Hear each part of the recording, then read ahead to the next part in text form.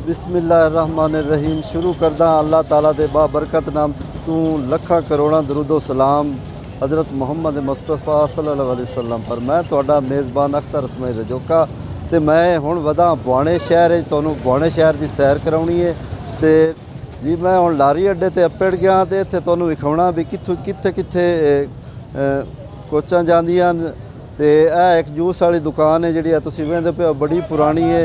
ये निक्के होंदे ला असीं वेंदे अस जूस की दुकान हो ते लारी अड्डा इत्थे जनाब बसां खलोंदियां न ते हुण बसां दा तां दौर ख़त्म हो गया ते जनाब कोचां नूं ये पैंसरे जाती है। इस तो इलावा सारा लारी अड्डा तुहानूं असां विखाउणा जनाब हो। अमीपुर की बस इत्थे खलोती है। ये जनाब इत्थों बुआणे चों फैसलाबाद जाती है तो फैसलाबादों वापस आउंदी है ते जनाब हुण कोचां खलोतियां अगे तो होंदियां बसां जिन्हां ते अपने स्टूडेंट ते सारे चढ़दे हैं ते लेकिन अगे बंदियां नूं बड़ी सुखियाई होंदी आ। हुण तां सारे रंग ही तब्दील हो गए लारी अड्डे दे ते बड़ा पुराना लारी अड्डा जनाब।